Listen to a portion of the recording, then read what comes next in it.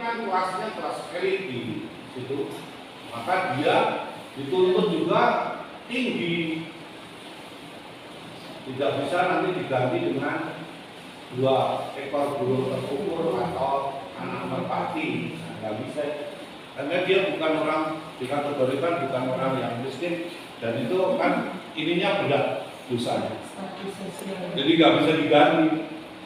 Lembu jantan muda nggak bisa diganti.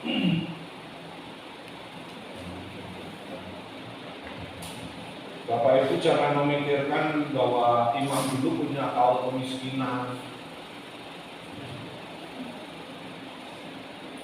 Jadi kalau punya kaum kemiskinan kan nggak punya sapi. Iya juga. Dia persembahkan pakai apa ya kamu? Kalau nggak ada Iya, dia kan memang keluarganya boleh punya itu, punya bagian. Persen-persenannya itu kan dapat. Misalnya kan itu sebagian dari persepuluhan, terus anak penebusan dari anak sulung misalnya, atau panen yang pertama, itu bagiannya dia sama orang-orang yang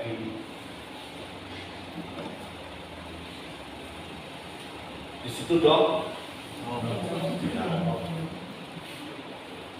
Nah, sekarang yang lain itu diterjemah ke situ. Jadi, bila yang berbuat dosa dengan tak sengaja itu segenap umat Israel dan ketahuan, haruslah ia mempersembahkan kurban. Jadi, tetap itu, kalau segenap umat Israel apa kurban? Banyak Pak, lembu jantan muda. Kurban dipersembahkan di dalam kemah pertemuan. Kalau tadi kan imam di luar kemah, di sini di dalam kemah pertemuan. Karena apa? Tempatnya tidak dinajiskan. Ada persoalan. Lembu jantan. Bila yang berbuat dosa itu seorang pemuka umat, nah ini, haruslah ia mempersembahkan kurban penghapus dosa. Bahannya adalah seekor kambing jantan yang tidak bercela. Kalau ini prodiakon ya, Bang?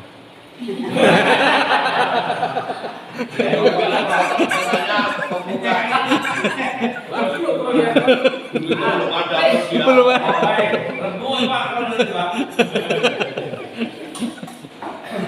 Tapi Bapak Ibu kan bisa lihat di situ ya. Jadi beratnya ini kan tingkatnya. Ini kan bukan dikatakan satu umat, tapi segenap umat Israel. Berarti sebagai suatu bangsa. Nah itu dosa berjemaah itu. Lalu kalau kemudian pemuka umat, nah ini ringan gitu. Seekor kambing jantan yang tidak bercela. Ada tingkatannya kan? Lalu kemudian yang terakhir, bila yang berbuat dosa adalah rakyat jelata, haruslah ia mempersembahkan kurban. Bahan persembahannya adalah kambing betina yang tidak bercela, lebih murah. Oh, lebih murah. Biasa. Iya, karena rakyat biasa. Itu kecil apa besar, mau kan beda harga biasanya. Tidak dikatakan. Jadi kalau umurnya kira-kira 2 tahun ya, Udah bisa. biasanya sekitar itu. 2 tahun. Nah, nanti itu kasus-kasus khusus kita lihat dulu. Nah, sekarang kita baca yang tadi bawahnya. 15.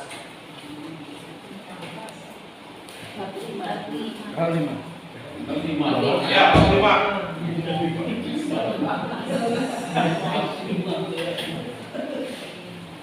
Apabila seorang berbuat dosa, yakni jika ia mendengar suara seorang mengutuki dan ia dapat naik saksi karena ia melihat orang mengetahuinya, tetapi ia tidak mau memberi keterangan, maka ia harus menanggung kesalahannya sendiri.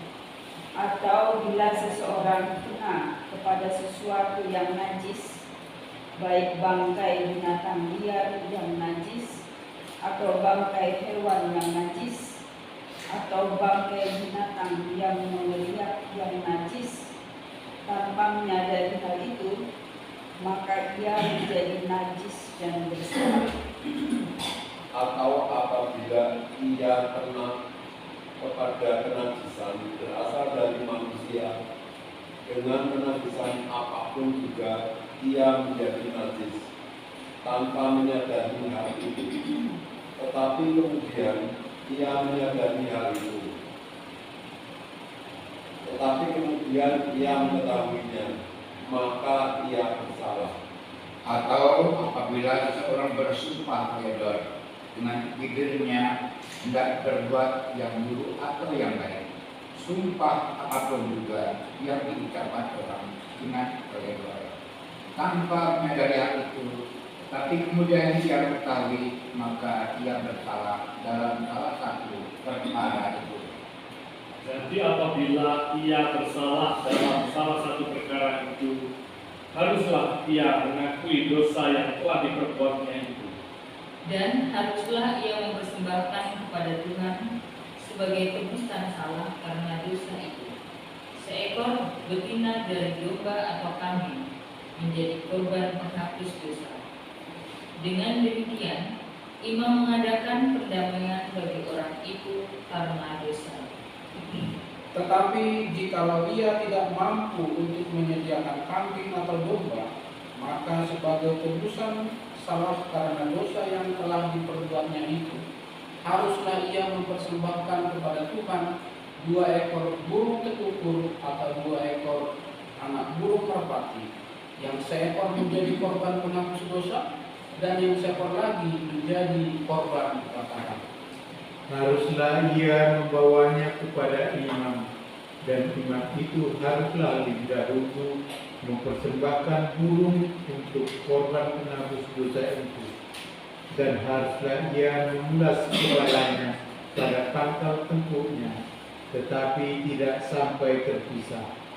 Sedikit dari darah korban penghapus dosa itu haruslah dipercikkannya ke dinding mezbah, tetapi darah selebihnya haruslah ditekan keluar pada bagian bawah mezbah. Itulah korban penghapus dosa. Yang kedua, haruslah diolahnya menjadi korban bakaran sesuai dengan peraturan. Dengan demikian, imam mengadakan perdamaian bagi orang itu karena dosa yang telah diperbuatnya, sehingga ia menerima pengampunan. Tetapi jikalau ia tidak mampu menyediakan 2 ekor burung tetukur atau 2 ekor anak burung merpati, maka haruslah dia membawa sebagai persembahannya karena dosanya itu seekor 10 ekor tetukur yang terbaik menjadi korban penghapus dosa.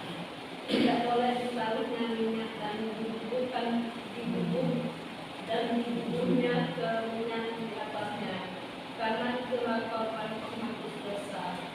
Lalu haruslah itu dibawanya kepada imam, dan imam itu haruslah mengambil daripadanya segenggam sebagai bagian ingatkannya, lalu membakarnya di atas mezbah di atas segala korban kegiatan Tuhan.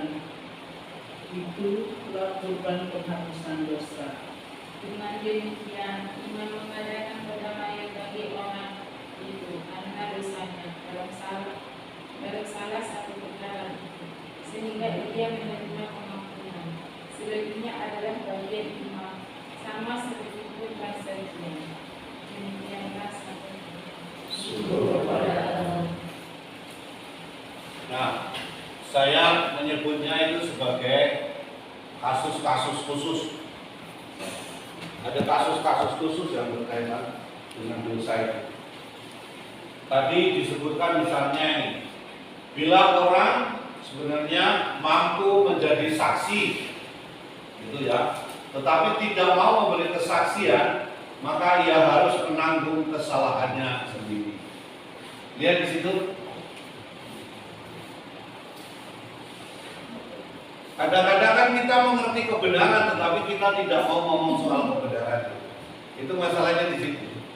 Nah, ini orang Israel itu di situ. Sehingga ketika dia tidak mau memberikan kesaksian, termasuk disalahkan. Orang itu dianggap bersalah.